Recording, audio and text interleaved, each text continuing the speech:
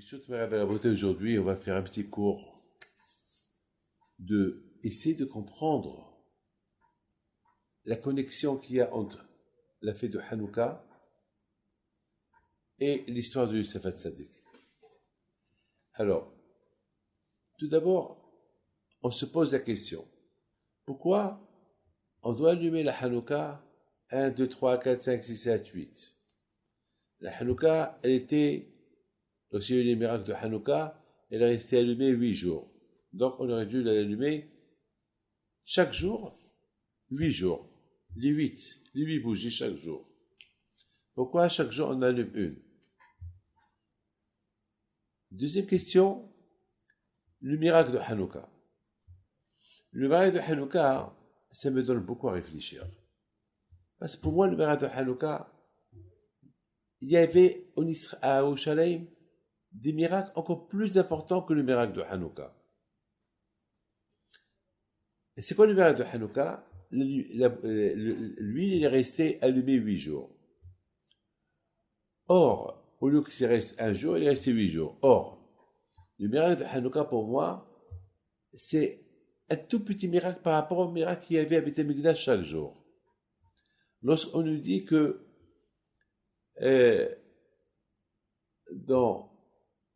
au Beth Amikdash, il pouvait rentrer 10 millions de personnes. Imaginez-vous la veille de Pessah, lorsque on venait faire le sacrifice de Pessah, il y avait presque 2-3 millions de familles.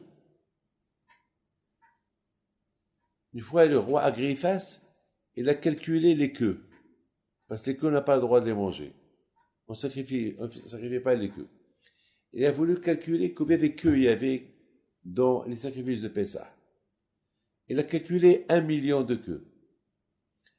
Et n'oubliez pas que chaque sacrifice de Pessah, il pouvait s'associer 100 familles. Alors, imaginez-vous combien de familles il y avait à Yerushalayim cette époque-là. Alors, c'est un miracle. Et aucun n'a dit, je suis serré. Une toute petite place qu'elle pouvait contenir des millions de personnes. Impossible. Imaginez-vous, prenez une bouteille d'1 litre et vous faites rentrer là-bas 100 litres. C'est impossible. C'est impossible. Ou 1 million de litres. C'est impossible. Donc, pourquoi on ne fait pas un signe de Hanouka, pour se rappeler de ce miracle-là qu'il y avait. Il y avait 10 miracles spectaculaires à Yerushalayim. On ne fait rien du tout. Il y avait plein de miracles, plein de miracles. Il y avait. On fait que le miracle de la fête, l'huile qui est restée allumée 8 jours. C'est quoi ça? On a cette question. Ah oui, j'ai oublié de vous dire la fête de Sukkot. La fête de Sukkot, c'est une fête que tous les juifs, ils venaient à Yerushalayim à Souka. Il faut construire une Souka par famille. Alors, imaginez-vous combien il fallait peut-être un espace de, je ne sais pas, de combien de kilomètres carrés pour que chacun ait sa Souka. Et là, dans un tout petit espace, chacun il avait sa Souka, sa propre Souka. Et les gens, et à place les espaces vides pour faire Simchat Bet HaShoeva et toutes les fêtes de Sukkot et les invitations. Chacun, il avait une grande souka, il y avait des rabbanim qui recevaient leurs hasidim. Alors, comment ils ont fait? Et personne ne fait rien. Personne ne fait pour commémorer ce miracle-là. Que la fête de Hanouka. La fête de Hanouka. On fait de la fête de Hanouka, mais non seulement une fête, mais il y a aussi des halachot, des lois, plein de lois. Et on a rendu la fête de Hanouka comme si c'est Hachem qui nous l'a donné. Parce qu'on dit Baruch Ata Hachem, Elokeinu, mais Hachem qui dit Shem. On dirait que c'est Hachem qui nous a donné cette mitzvah. Alors c'est pas Hachem qui nous l'a donné, c'est Hachamim qui nous l'a donné. Hein? C'est ta folie. Alors maintenant, et c'est quoi la connexion avec l'histoire de Yosef? Cette histoire de Youssef Hatzadik, elle est incroyable. Elle est incroyable. Si je commence à parler de l'histoire de Youssef, je ne vais jamais en terminer. L'histoire de Youssef, elle est un peu très très spéciale parce que on ne comprend pas comment déjà des frères qui vont vendre leurs frères. Même si c'est un diable, même s'il est méchant, même il a parlé de la médisance sur eux, même s'il a fait ce qu'il a fait, ils ne peuvent pas le vendre. C'est trop risqué de le vendre. Le jeter dans des trous où il y avait là-bas des puits, où il y avait là-bas des scorpions, des serpents. Mais c'est quelque chose d'incorrect. Et en plus, on n'a pas vu que Hachem, on n'a pas vu que Kadosh Baruch Hu, il a dévoilé ce secret à Yaakov Abino. On n'a pas vu. Et vous savez, Hachamim disent que il y a Youssef ils ont même fait jurer Youssef de ne pas retourner à la maison. Et Hachamim disent que Yaakov Abinu, qui était un grand prophète, quand je ne lui a pas dévoilé le secret. Et Yitzhak Abinu, à cette époque, était vivant. Oui, il était vivant. Il le savait, mais il n'a rien dit. Il n'a même pas fait de reproche à ses petits-enfants. Alors quoi? Alors, on dirait que tout le monde était d'accord dans cette histoire-là.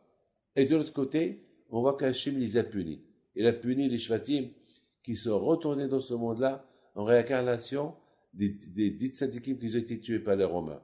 Parce qu'ils ont vendu leurs frères. Alors, qu'est-ce qui se passe? Est-ce qu'ils ont fauté ou ils n'ont pas fauté? Et a priori, si tu lis l'histoire, on a vu qu'ils ont fait la paix et ils sont pardonnés tous. Et a priori, tout va bien. Alors pourquoi ils ont été punis? Alors, s'ils ont fait une faute, pourquoi Hachem n'a pas fait de reproche? Pourquoi Yaakov n'a pas fait de reproche? Pourquoi Yitzhak Abinu n'a pas fait de reproche? Donc, c'est toute une belle une histoire de Youssef et ses frères et la fête de Hanouka. C'est extraordinaire, hein, la fête de Hanouka. Et qui était le fils de Youssef? Ménaché. Ménaché et Ephraim, qui sont nés en Égypte. Là aussi, est-ce qu'il y a une connexion avec la fête de Hanouka, Youssef et Ménaché et Ephraim? Ah, yeah! Ah, écoutez très bien. C'est un cours extraordinaire. Alors, moi, je pense comme ça.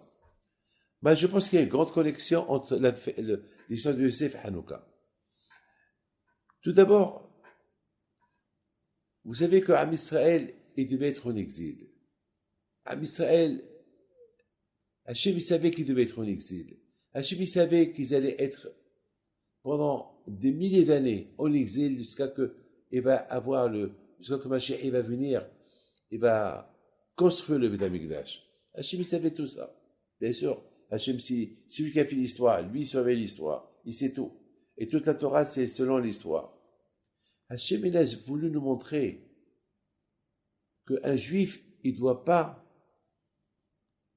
dire faillite pour ma religion. C'est fini pour moi. Même si le juif, il tombe au plus bas niveau des niveaux, il y a toujours une solution. Il y a toujours un espoir. La Torah, Hachem, il a provoqué qu'il y a cette haine des Shvatim avec Youssef. Ça vient de lui. Pour que Youssef, il soit vendu. Pour que Youssef, il souffre. Et qu'il soit seul pendant 20 ans. Et Youssef n'a pas été assimilé. Et Youssef n'a pas perdu sa émouna en Dieu. Et Youssef était toujours le tzaddik. Et Youssef était toujours fort et priait à Hachem. Comme la Torah dit, Vayi Hachem et Youssef. Et Hachem était toujours avec Youssef. Pendant les moments les plus durs, Youssef était tzaddik. La femme de son patron, elle a embêté. La femme de son patron, elle voulait, par tous les moyens, avoir à fauter avec lui. Youssef, alav shalom, wallo. Non. Qu'est-ce qui a aidé Youssef? à rester juif en Égypte pendant 20 ans, seul, pas de parents, isolé de la religion, et en plus il a étudié la Torah, l'éducation qu'il a reçue chez ses parents. Cette éducation-là qu'il a reçue chez ses parents, elle l'a aidé pour tout, à vie. Elle l'a aidé à vie.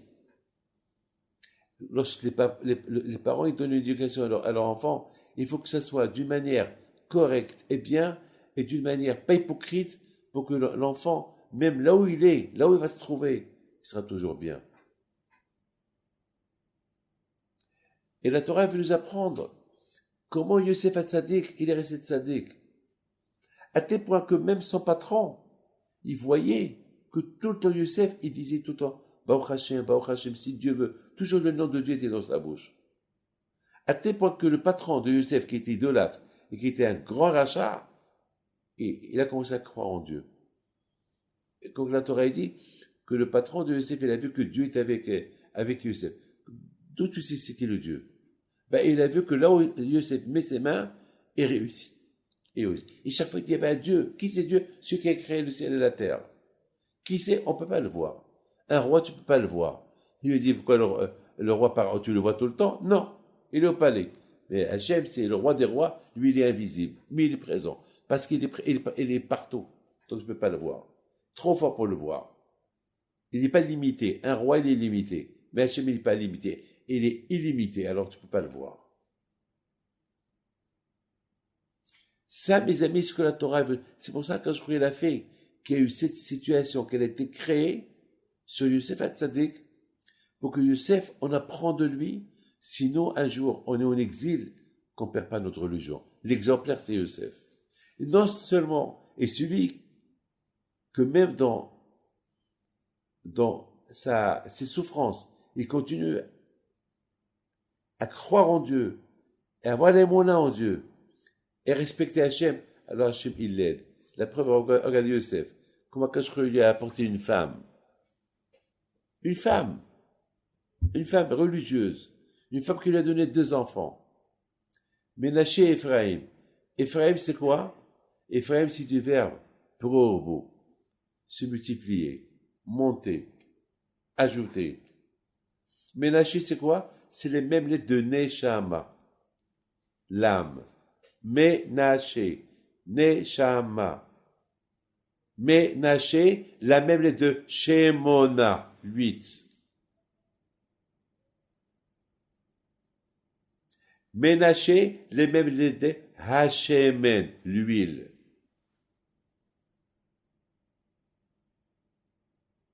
Ménaché, Hashemen. Les mêmes lettres de l'huile. Les mêmes lettres de 8. Shemona. Les mêmes lettres de quoi?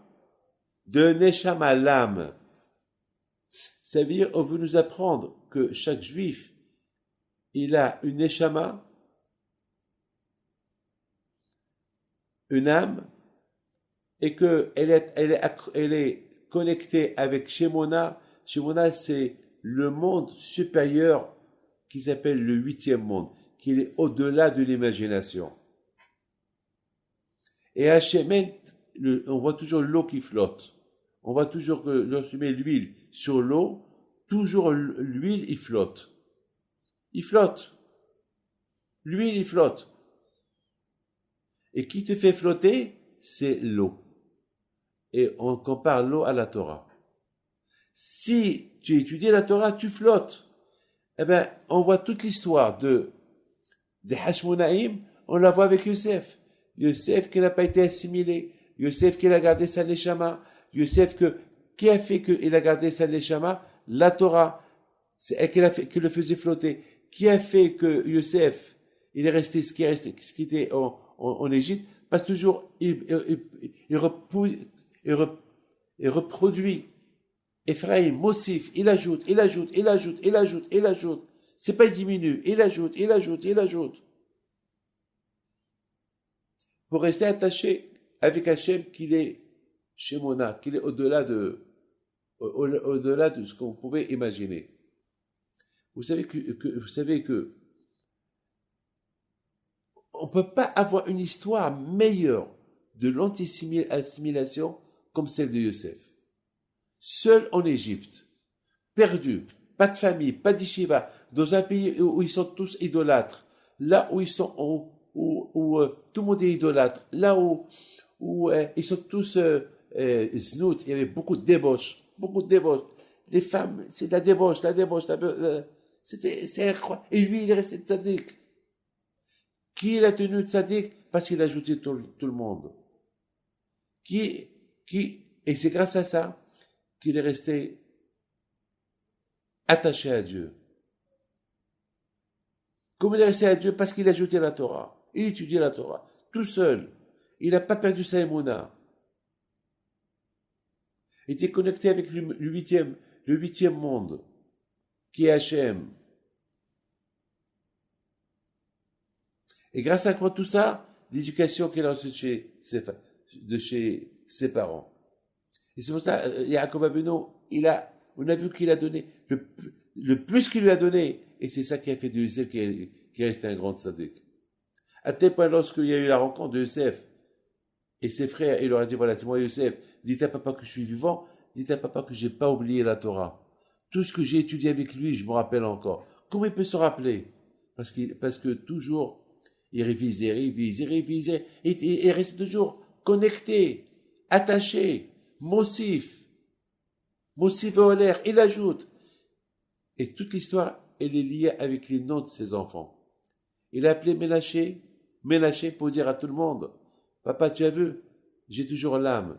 Papa, tu as vu, je suis connecté avec le huitième monde. Papa, tu as vu, j'étais comme l'huile qui flotte sur l'eau. Et c'est grâce à l'eau qui est la Torah. Parce que j'ai étudié la Torah. Voilà, j'ai préservé mon judaïsme. Ephraïm, qui veut dire pro, ajoute, encore. Et Yosef, c'est Yosef, ajouté. Yosef, le mot ajouté. Rachel, pourquoi elle a appelé Rachel Yosef? Pourquoi elle a appelé Rachel Yosef? Parce qu'elle a dit, Hachem, ajoute-moi un autre. Ça veut dire que si tu veux qu'on t'ajoute, il faut que toi, tu sois toujours connecté à Kadosh Baruch Hu. Tu es connecté à Kadosh Baruch Hu, on t'ajoute. Et pour être connecté à Kadosh Baruch Hu, il faut faire quoi? Il faut ajouter. Voilà, Rabotai, l'histoire de Yosef. Et voilà l'histoire de Hanouka. Quelle est la raison pourquoi Hanouka? Alors on a posé une question. Ah, maintenant vous avez compris pourquoi maintenant il y a eu cette haine. Hachim, il a provoqué qu'il y a eu ça, cette haine-là entre Yosef et ses frères, et qu'il y a eu toute cette histoire-là pour qu'on apprenne de Yosef ce que je viens de dire. Que même si on est en exil, même si on est perdu, même si on est seul dans un trou lointain dans le monde, s'il y a eu une bonne éducation juive à cet enfant-là, il résistera là où il est. Il va reproduire, il produira, il restera attaché à Dieu, il ajoutera, il ne perdra pas son âme, comme Yosef. Et c'est pour ça que Yosef, on l'appelle Tzaddik Yisod Olam. C'est pour ça que Yosef, on l'appelle le Tzaddik. Pourquoi on l'appelle Yosef le Tzaddik? Parce que Yosef Tzaddik, c'était lui qui nous a appris tout ça. C'est de lui on apprend. Yosef, c'est un exemplaire pour nous. Maintenant, on a posé la question sur Hanouka. Il y a eu des milliers de miracles en Israël. Pourquoi on a choisi que ce miracle-là de Hanouka? L'huile qui est restée allumée. Eh bien, parce que la Torah, elle veut faire une connexion entre l'histoire de Yosef et les miracles de Hanouka. Et c'est bizarre, c'est pas bizarre, c'est ce qu'il a voulu. Il n'y a pas de bizarre chez nous. Que la paracha de Yosef et ses frères, elle tombe en même temps avec l'histoire de Yosef Hatzadik. Elle tombe en même temps avec l'histoire de Hanouka. C'est quoi le limoud? Pourquoi les Juifs ils sont tombés? Ils sont devenus grecs. Les Haramim disent que pratiquement tous les Juifs, ça passe plus de 50 ans que les Grecs ils ont gouverné Israël. En 50 ans, ils ont tué tous les rabbins, ils ont tué tous ceux qui étaient religieux, et tout le monde s'est assimilé. Il n'y avait plus rien. Les Grecs, leur but, c'était pas de tuer les Juifs, c'est d'utiliser leur cerveau.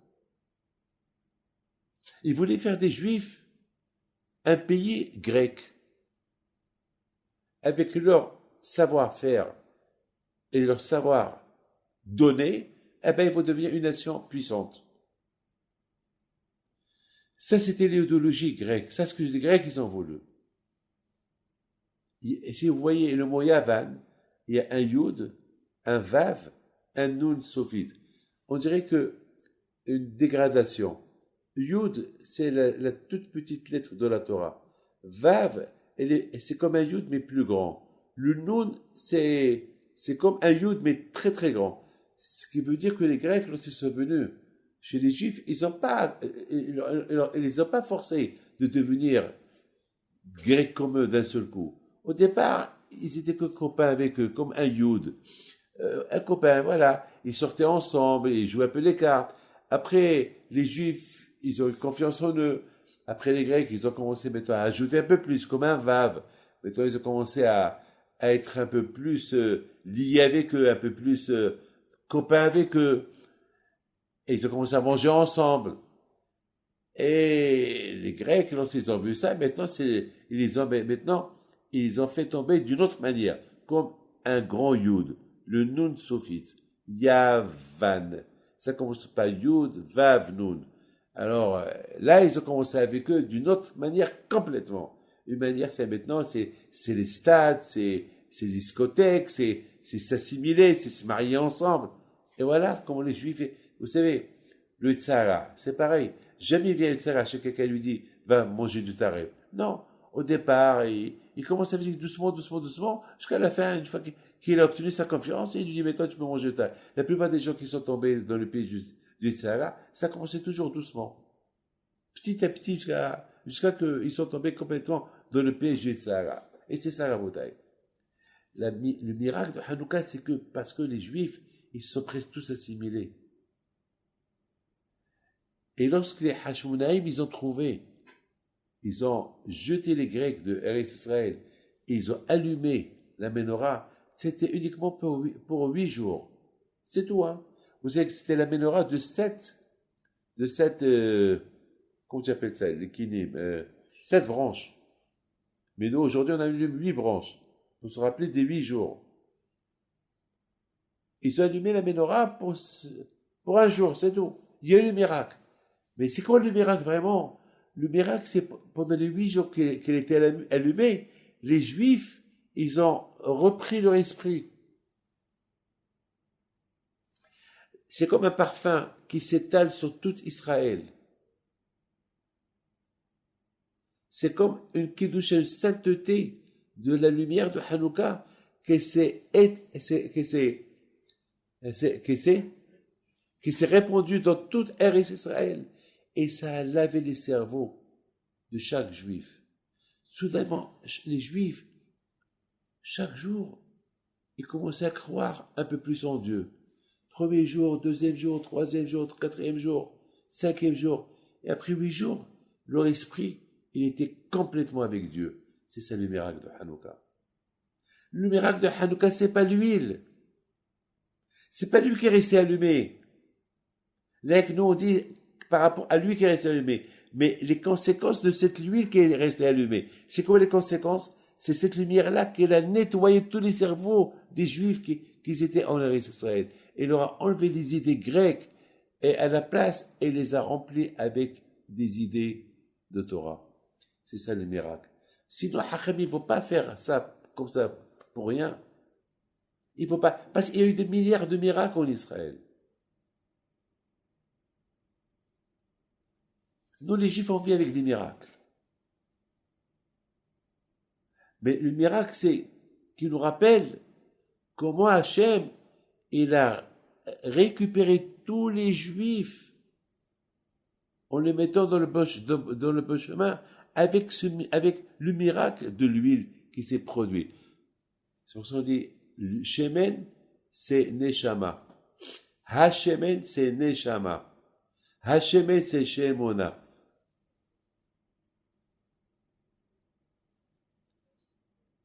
C'est que les Juifs, ils ont récupéré leur Neshama qu'ils ont perdu pendant ces 50 ans-là du pouvoir grec sur eux.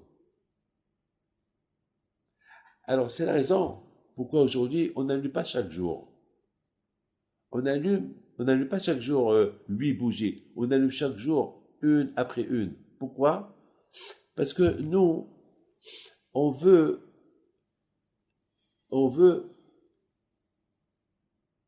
Khamim, ils ont dit, c'est très important que le juif, aujourd'hui, on n'est pas capable. Ce qui s'est passé à l'époque des Hashmonaïm, c'est des choses qui ne peuvent pas se reproduire d'un seul coup. Là-bas, c'était, Hachem, il avait une obligation de, Hachem, il avait une obligation d'aider les juifs. S'il n'aurait pas fait Hachem ce qu'il a fait, eh ben, les juifs, ils auraient été assimilés. Alors, écoute, je vous en prie, écoutez bien. Comment ça a commencé avec les Hashmonaïm lorsqu'ils ont allumé la menorah? Lorsqu'ils ont allumé la menorah, la lumière de Hanouka, elle s'est répandue dans tout Israël. Mais chaque jour, elle nettoyait un peu. Elle n'a pas nettoyé d'un seul coup. Elle a nettoyé un peu. Le deuxième jour, elle a nettoyé encore un peu plus. Et le troisième jour, un peu plus. Jusqu'au huitième jour, la neshama a été complètement propre. Le cerveau était complètement propre. Vous savez, il y a une différence, quelqu'un qui devient riche avec le loto, ou quelqu'un qui travaille pour devenir riche. Celui qui travaille pour devenir riche, il apprécie l'argent après. Mais celui qui gagne au loto, il n'apprécie pas l'argent. Parce que de la même façon qu'il les a gagnés d'un seul coup, il peut les perdre d'un seul coup. C'est la raison pourquoi Kachoué n'a pas voulu que les Juifs, parce que on peut se poser la question, pourquoi le jour que les Hashmonaïm, ils ont allumé la menorah, pourquoi la lumière de la menorah, elle ne va pas se répandre dans tout Israël et tout le monde devient religieux? Oui ou pas? Pourquoi? Hachem, il a voulu que les Juifs, ils prennent le temps et réfléchissent. Et c'est comme quelque chose qui est acquis. Ils se mettent, ah, ouah, c'est pas comme ça que j'ai compris hier. Ouah, mais si, c'est comme quelqu'un qui dort, un jeune homme qui dort, et le lendemain il se réveille, il trouve sa barbe. Il se trouve avec une grande barbe. Il va rien comprendre, il va être choqué. Vous allez dire, tu es rabbin. Attends, je suis rabbin, comment je suis rabbin? Il va rien comprendre. Mais si chaque jour, il voit que ça commence par des poils, après il y a un peu plus, la nature elle le prépare. Vous comprenez? Après 7 jours, 8 jours, s'il se avec le barbe, il va comprendre. Hachem, il a voulu que les Juifs, il leur a donné un espace, un temps. C'est comme lorsqu'Hachem, il a donné la Torah. Il leur a dit, préparez-vous pendant 50 jours pour leur donner la Torah. C'est pour ça qu'Hachem, il a voulu, en même temps qu'il y avait le miracle de Hanouka, que chaque jour, il était allumé, les Juifs, ils progressaient dans la religion. C'est ce qu'on fait aujourd'hui. Chaque jour, on allume une, après on allume deux, après on allume... C'est ce qu'on appelle Mossi Veoler. On ajoute et on ajoute, on ajoute. Et c'est la raison pourquoi, écoutez bien, hein, mettons, on fait le contraire. Qu'est-ce qu'on a dit sur Yavan? C'est écrit Yud, Vav, Nun. Ça veut dire quoi? Ça veut dire quoi? Ça veut dire que ça veut dire que le nom Yavan, il veut nous rappeler comment ils ont eu les Juifs. Ils ont voulu un petit doigt, après ils ont eu le bras. Yud, c'est le petit doigt, après ils ont eu la moitié du bras, après ils ont eu tout le bras. Yud, Vav, Nun. Maintenant, c'est quoi la réparation à nous? On commence comme ça. On commence par Yud, on allume une, après on allume deux, après on allume trois, et on continue. Ce que Yavan représente, nous on fait le contraire. Eux, ils ont fait Yavan dans le mauvais sens, nous on fait Yavan dans le bon sens. Vous comprenez? C'est-à-dire, on commence par un, après deux, et au fur et à mesure, on grandit Nun, et on grandit Vav, et on grandit, et on continue. Ma'alil Bakosh, etc. Après Yavan, etc., etc. C'est ça, Raboutaï, mes amis, la fête de Hanouka et sa connexion avec la fête, la paracha de Yosef. Et c'est la raison pour... Alors maintenant, on va poser la question, pourquoi Kachri a puni les Shvatim? Pourquoi il les a punis?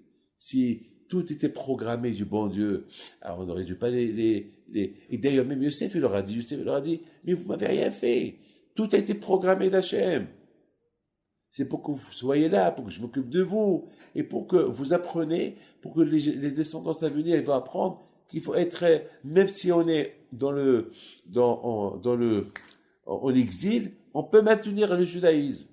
D'ailleurs, vous maintenant, voilà maintenant on va rester en Égypte, et l'Égypte c'est une terre de 49 degrés de Thomas.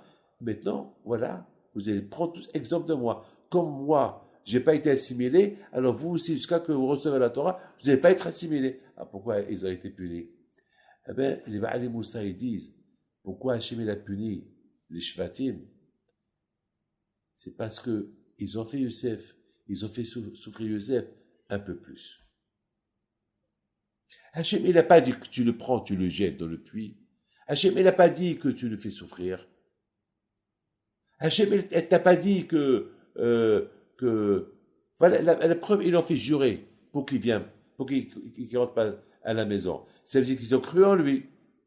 Ou pas. Parce que ils auraient pu lui faire jurer et retourner chez son père. Alors ça veut dire qu'il lui a fait confiance ou pas. Un peu, si tu lui fais confiance, pourquoi tu lui fais souffrir comme ça? Pourquoi tu fais souffrir comme ça? Il y a une excuse qui a été créée du bon Dieu, très bien. Mais pourquoi pourquoi tu as fait plus le jeter, ne pas lui donner à manger, le frapper, et le vouloir le tuer? Pourquoi? Ils ont voulu le tuer.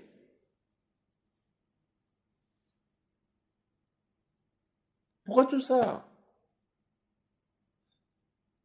C'est pas Hachem qui vous a dit ça dans la tête. Alors, vous avez fait à Youssef ce que Hachem, il n'a pas prévu. D'ailleurs, c'est la raison pourquoi eux lui ont demandé pardon. Pour le plus qu'ils lui ont fait. Mais c'est pas écrit que Youssef leur a pardonné. Il a dit non, vous m'avez rien fait. Et j'ai vu dans les livres qui disent, le fait qu'il leur a dit non, vous m'avez rien fait, il leur a pas dit je vous pardonne, ils ont été punis. Et de là on apprend, lorsque quelqu'un te demande pardon, il faut lui dire oui, je te pardonne. Il ne faut pas lui dire non, c'est rien, non, c'est rien.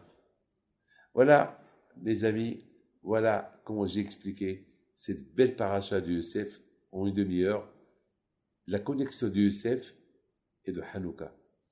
Youssef ajoute, Ménaché, ça représente Ménaché, Neshama, Shemona, Hashemen. Ephraim, ça représente Ephraim, Prourbo. Il faut se multiplier. Ça veut dire le secret de maintenir ta Neshama, le secret de maintenir ta connexion en Dieu, le secret de flotter toujours, c'est lorsque tu dis la Torah et tu ajoutes. C'est ça, Youssef. Youssef, alors là où tu es protégé. De qui on apprend ça? De Youssef. Qui a fait qu'elle a été protégée? Tout ce qu'on a dit tout à l'heure.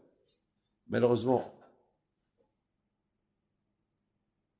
si à l'époque des Hashmonaïm, les Juifs presque ils se sont assimilés parce qu'ils ont laissé la Torah de côté, donc ils ont perdu la connexion avec Hachem, et à la fin, ils ont été assimilés. Ils sont tombés doucement, progressivement, doucement, Yud, Vav, Nun. C'est quoi la réparation? C'est quoi la réparation? Allez, il faut recommencer encore par 1, 2, 3, 4, tu allumes, Moussi Veoler. Mais on a compris pourquoi quand je il a aussi fait, qu'il n'a pas fait un nettoyage des cerveaux en un jour, pour que Hachem, il a voulu que les Juifs, ils ont le temps pour qu'ils progressent petit à petit, parce que les miracles, le miracle, tu l'oublies. Mais Hachem, il a voulu que chaque jour qui passait, ils se renforçaient dans leur religion, et c'est la raison pourquoi Hachamim, ils ont instauré cette mitzvah-là de Hanouka, pour nous apprendre que, puisqu'on va être en exil, là où on est, on se rappelle de cette histoire-là. Là où on est, on se rappelle comment les Grecs, ils ont voulu nous faire assimiler.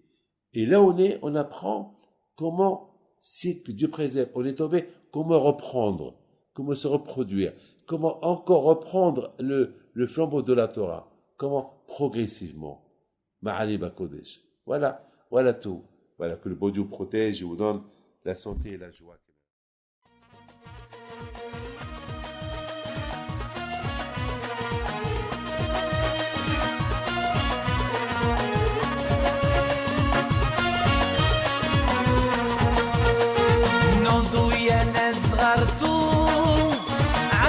حي بينتو وقف لنا زي خود